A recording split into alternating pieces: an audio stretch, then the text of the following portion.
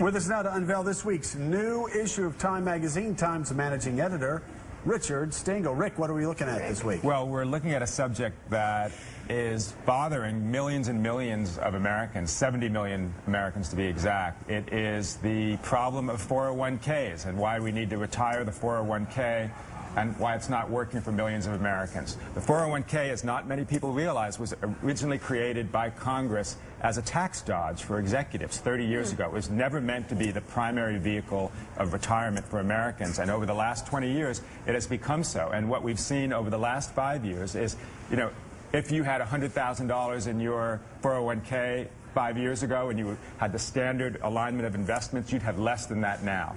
And what's been a disaster for people with the going into the Great Recession and now coming out of it is that the way the 401k works is that the closer you are to retirement, the less choice you have and the more money you're likely to lose. So people who are retiring were going into their retirement with hardly anything in their 401k. So, and we hear time and time again, people having to work past retirement age, past 65, or some even working into their 70s because their life savings were blown over the past couple of years on 401ks. Right, and in fact there's a quirk in the 401k, which is the closer you are to retirement, the more likely you are to lose money if the stock market goes down because you're putting less money into it. So that's what happened to a lot of people. So we talked to dozens and dozens of people who, you know, who have retired but now have to work. And, you know, originally the 401k was meant to be a supplement to the kind of retirement that you would have, pension plus Social Security.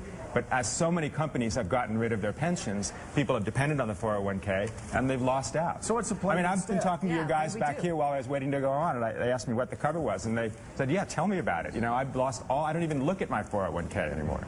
Yeah. So what do we do instead? Well, what we propose instead, and that story is by a young business writer of ours named Steve Gandel, is a insurance pension plan, where instead of paying that money into a 401k, 6% of your salary every week or month, you pay it into an insurance plan that guarantees you a pension, basically, for the rest of your life at about a quarter of your salary. And that seems fair. I mean, the problem with the people who have lost all their money in their 401ks is 401k, isn't it supposed to be what you have when you retire? Why would you put money, 6% of your salary, into something that is a risk? Well, it's a risk, and then it's also something where you deplete it. I mean, it's basically a bunch of cash that you have when you retire, and you're supposed to take out 4 or 5% a year. I mean, and everyone tells you that's the smart thing to do.